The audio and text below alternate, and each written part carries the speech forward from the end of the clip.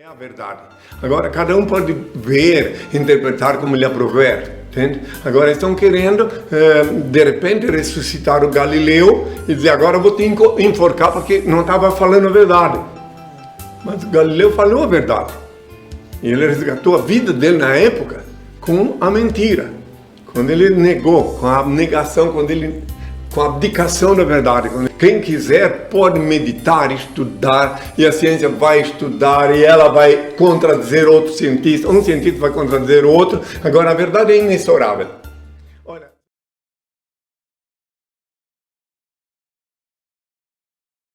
inspire. Então, a evolução não dá para contestar a evolução. Só quem continua escravo do fanatismo que vai continuar contestando o conhecimento, que não é a teoria da evolução. Dizem teoria, não, é a realidade da evolução. Então, os seres humanos evoluíram sim, e não tem isso de dizer que nós não podemos ter sido um macaco, como se fosse uma humilhação. Não, é a evolução. E o Senhor da vida, o Senhor do destino, é que propiciou no passar do tempo aqui na Terra, porque lá em cima não tem tempo, lá no infinito, tanto é que é infinito, não tem. Então, aqui na Terra propiciou que os animais fossem evoluindo, e dentre os animais, aquele mais propenso a andar ereto se tornou homem. Tudo pela grandiosidade, tudo pela perfeição do Criador Supremo. Tudo Ele.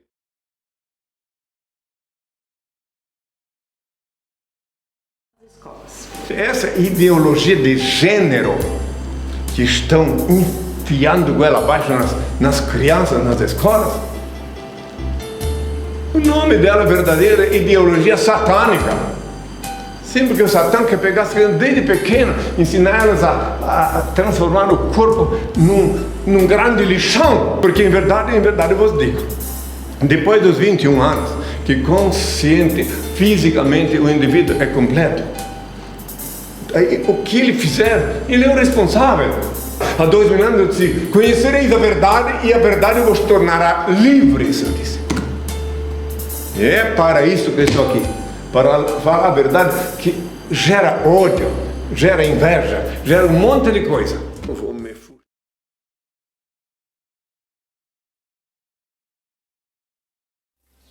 Essa palavra, esse termo arrebatado, foi inculcado na cabeça de quem quis dar crédito por Paulo. Está lá nas mensagens dele, que vinha arrebatar. E quero deixar bem claro também sobre arrebatar e de mortos sair do túmulo. E são fantasias que foram colocadas por conta dos espíritos das trevas.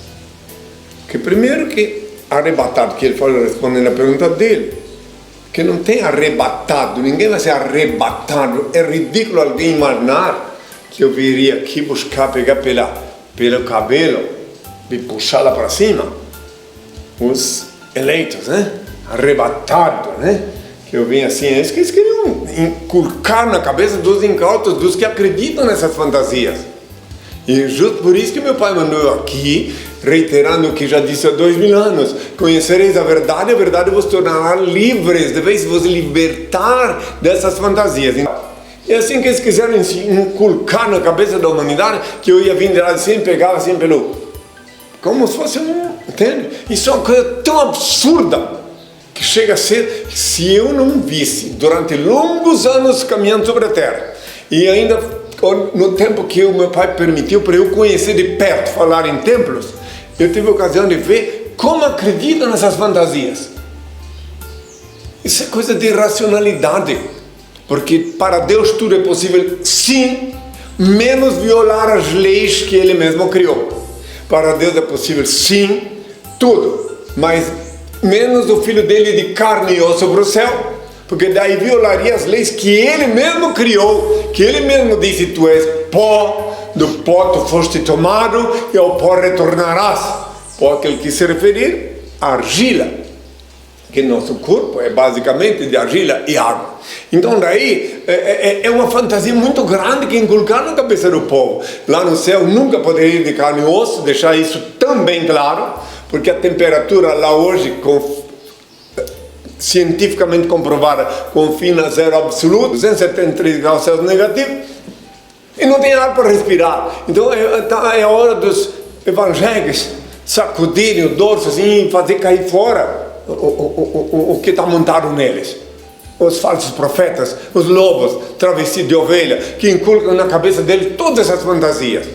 Então o Paulo foi o primeiro falso profeta, mas ele podia ter dito só 3 frases e não contaminar a Bíblia com todas as mentiras. Só 3 frases que ele disse que valia. Quando em 1 Coríntios 15, versículo 9, ele diz: efetivamente não sou digno de ser chamado apóstolo, porque persegui a igreja de Deus. Aí já é verdade. Então logo não podia ser apóstolo, e não nunca foi meu apóstolo. Segunda frase também, quando ele diz que nem que viesse um anjo do céu apresentar outro evangelho diferente do que Cristo deixou, que seja anátema. Agora a frase clássica dele final, que quase ninguém lê e que os evangélicos não leem, porque se lessem paravam de obedecer Paulo, é quando ele diz assim, que se com as minhas mentiras eu enalteço, eu engrandeço o Senhor, por que me molestais? Ou seja, com as minhas mentiras. Então quando ele confessa que ele é mentiroso, sou um incauto que continua acreditando no mentiroso quando ele confessa que ele é mentiroso.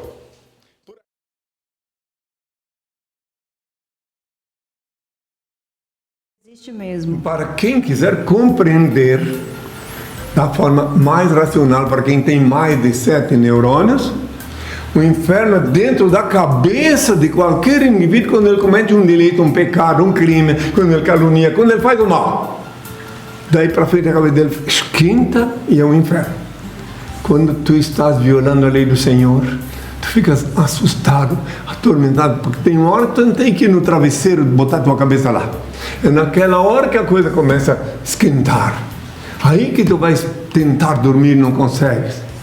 E haja Rivotril, esses remédios todos que eles usam para dormir, porque a cabeça não consegue descansar, porque a justiça divina, a lei divina, não dá trégua para aqueles que violam a lei.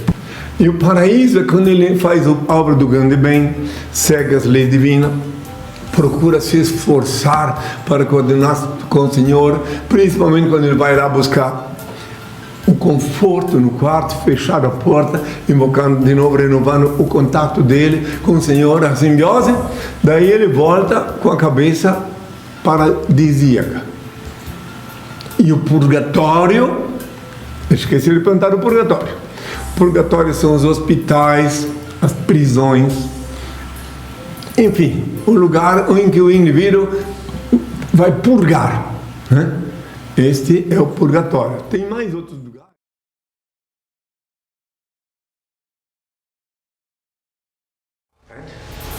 E há quem pense que eu sou um ET porque eu não sou desse mundo. Dá para aceitar essa realidade, mas meu corpo recolhi aqui na Mãe Terra. Mas ET é um termo que hoje em dia é muito usado para vender livros. Livros com ET e alimentado pela mídia mundial. E acham um boneco ali, por um tempo alimenta o imaginário social, o imaginário popular de que aquilo ali é um ET, aí depois a ciência mostra que não era, e assim por diante. Vem de séculos já isso aí.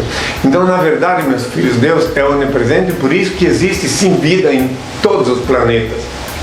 Em todos os planetas tem vida, por causa que Deus é onipresente, Ele é o Senhor da vida.